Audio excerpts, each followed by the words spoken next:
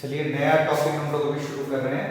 Trigonometry का एक नया बहुत इंपॉर्टेंट चीज है ये, इसको हम लोग बोलते हैं ट्रिग्नोमेट्रिक आइडेंटिटीज।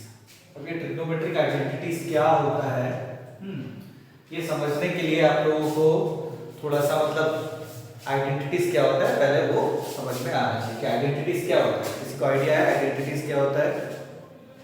आइडेंटिटीज का मतलब क्या है? आइडेंटिटीज ध्यान से देखिए कि हम लोग बहुत छोटे क्लासेस से आइडेंटिटी किसी ना किसी फॉर्म में पढ़ते हैं। आइडेंटिटी बेसिकली क्या होती है?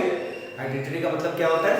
कुछ ऐसा एक्सप्रेशन या ऐसा इक्वेशन आप बोल सकते हो जो हर एक वैल्यू के लिए सही होता है। नॉर्मली आप ध्यान से देखिए तो कि मान लीजिए मैंने बोला x + 5 = 7। अब ध्यान से देखिए x + y = 7 is only true when x = 2, है ना। अब देख सकते हो ये इक्वेशन सिर्फ x = 2 डालने से ही तो 7 आएगा।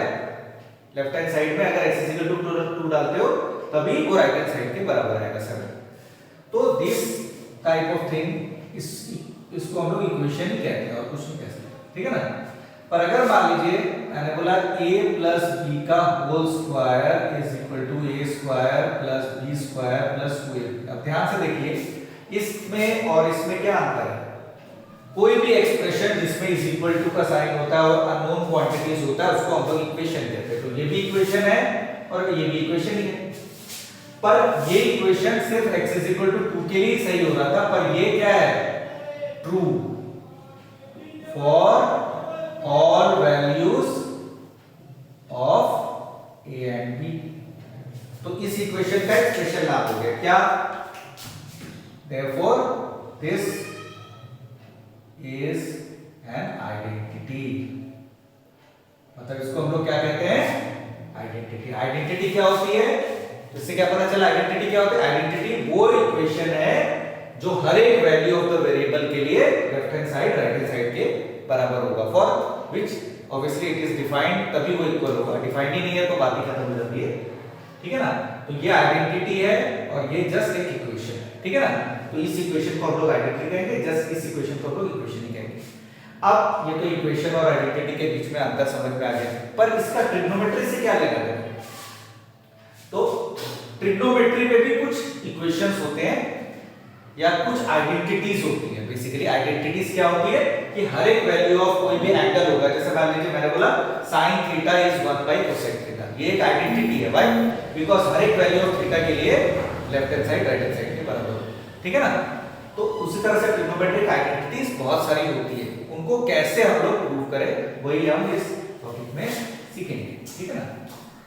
तो चलिए शुरू करते हैं कि अब ध्यान से देखिए, जैसे अगर आप इंग्लिश किसी को सिखाना चाहते हो सबसे पहले आप क्या सिखाते हो उसको? अल्फाबेट्स, ऑब्वियसली, ठीक है ना। उसी तरह ट्रिग्नोमेट्रिक आइडेंटिटी सिखाने के लिए हम लोग को कुछ पहले कुछ बेसिक चीजें सिखानी पड़ती है, जिसको हम लोग बोलते हैं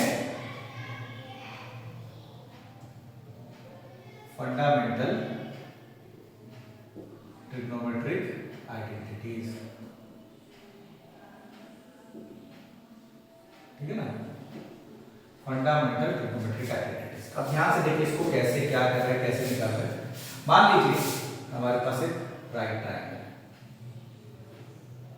ये थीटा है मान लेते हैं। तो इस थीटा के लिए ये परपेंडिकुलर, ये बेस और ये हाइपोटेन्यूज, आपको सबको पता ही है, लोगों अपर कर चुके। अब देखिए कि पाइथागोरस थ्योरम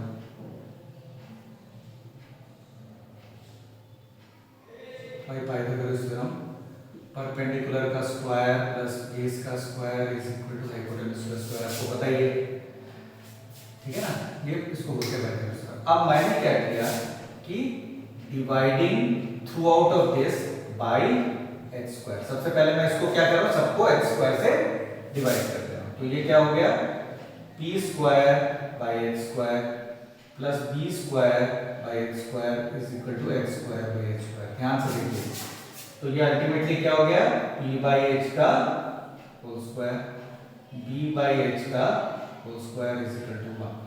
अब ध्यान से देखिए ट्रिग्नोमेट्री के स्टार्टिंग में आपने एक चीज पूछी, मैंने आपको पहले ही बोला ट्रिग्नोमेट्री बहुत इंटर रिलेटेड, ठीक है ना। तो p by h क्या होता है? sin θ।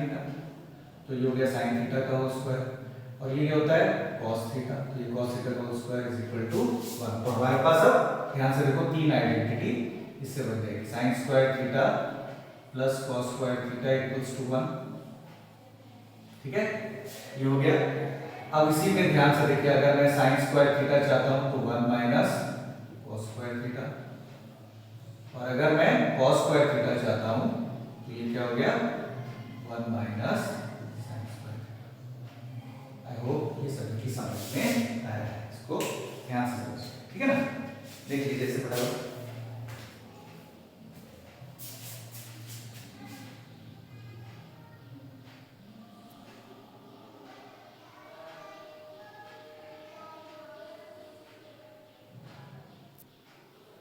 ठीक है, अभी आप लोग को ठीक से दिख रहा होगा।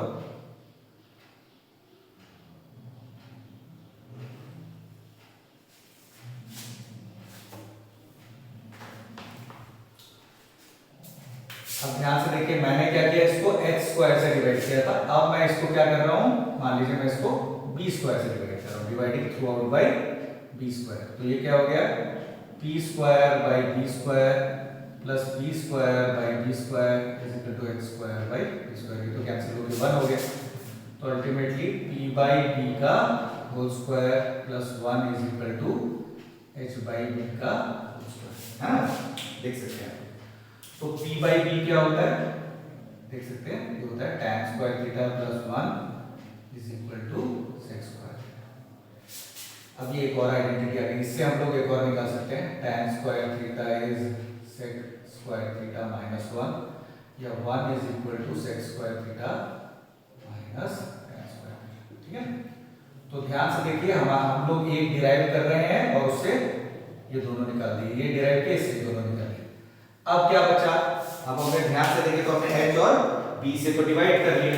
अब किससे डिवाइड करूं, तो मैंने डिवाइड किया by p square, dividing throughout by p square.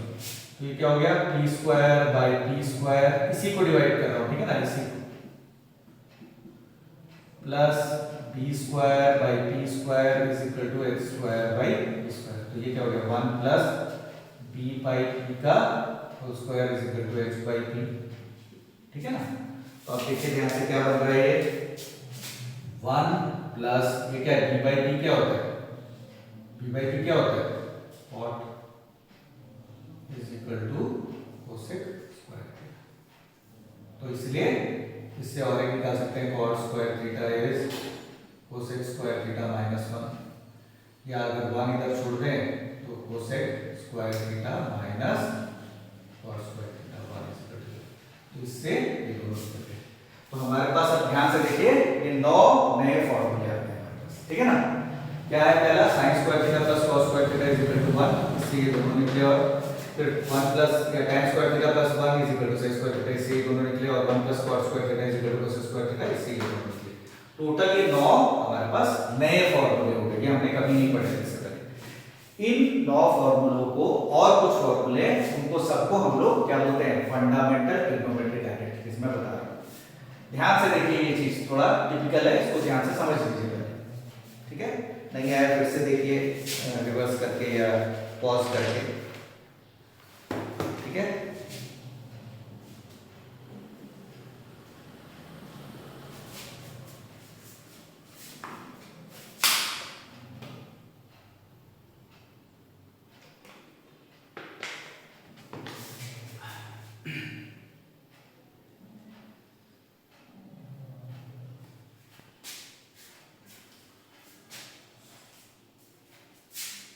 चलिए इसे मिटाते हैं।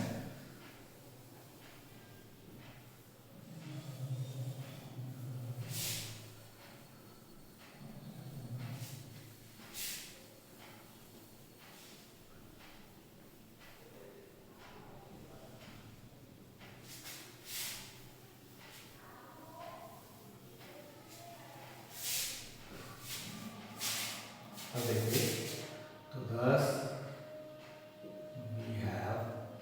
हमारे पास जो आइडेंटिटी जो भी पहला मतलब ए क्या था, इसमें पहला sine square theta plus cos square theta is 1। इससे दो और निकले थे क्या, sin square theta is 1 minus cos square theta, या cos square theta is 1 minus sin square theta, ठीक है ना। इसी तरह से दूसरा 1 plus tan square theta is sec square theta, या 1 is equal to sec square theta minus tan square theta, ठीक है ना। या फिर tan square theta is sec square theta minus 1। तीसरा क्या निकला था, 1 plus cot square theta is cosec square theta, या cot square theta is cosec square theta minus 1, ठीक है ना। और तीसरा क्या था, 1 is equal to cosec square theta minus cot square theta. ध्यान दीजिए, इससे ये दोनों निकला है, इससे ये दोनों निकला है, इससे ये दोनों, तो ये तीनों याद करने से ही बात बन जाती है, ऊपर के तीनों याद करने से ही हमारी बात बन जाती है। और इससे पहले हम लोगों ने ट्रिग्नोमेट्रिक रिलेशंस में दो और पढ़ा था, क्या, एक था कोशेंट रिलेशन, रेसिप्रोकल रिलेशन। इसमें पहला क्या था कि cosec theta is 1 by sine theta, ठीक है ना, या sine theta is 1 by cosec theta, या sine theta into cosec theta is equal to 1। ये आपका, ये भी पहले हमने पढ़ा, ये भी आइडेंटिटी है। दूसरा sec theta is 1 by cos theta, या cos theta is 1 by sec theta, या cos theta into sec theta equals to 1। ये आपका दूसरा आइडेंटिटी, ठीक है, मतलब रेसिप्रोकल करें। तीसरा देखिए, तीसरा क्या होगा, कॉट थीटा। तो कॉट थीटा क्या होता है, इज 1 बाई टैन थीटा, या tan theta is 1 by cot theta, या tan theta into cot theta equals to, ठीक है। हम लोगों ने ये पहले ही पढ़ लिया है, पर मैंने ये अलग से तुम्हें बता दिया फिर से, क्योंकि ये अभी आगे क्वेश्चनों में यूज होगा। इसके साथ साथ हमें ये था रेसिप्रोकल रिलेशन, उसके बाद था कोशेंट रिलेशन। क्या था कि इसमें पहला क्या था कि tan theta is sin theta by cos theta. देखिए, आप तो कभी-कभी क्या करते हैं, सिर्फ tan लिख देते हैं या सिर्फ sin लिख देते हैं, थीटा भूल गए, तो वो गलत है, 0 मिलेगा, ठीक है ना। और दूसरा cot theta is cos theta by sin theta, ठीक है ना। तो ये हमारे पास कुल इतने सारे आइडेंटिटीज हैं। जैसे इंग्लिश में सिर्फ 26 अल्फाबेट्स होते हैं, उसी तरह आइडेंटिटीज सिर्फ इतने हैं। इसी आइडेंटिटी से आप सारे ट्रिग्नोमेट्रिक आइडेंटिटी को प्रूव कर सकते हो, ठीक है ना, अभी तक जो आपके सिलेबस में है, ठीक है ना। आगे जाके और बहुत सारा निकलेगा, पर अभी के लिए this is more than enough, ठीक है ना। इसको ध्यान से देख लीजिए पहले।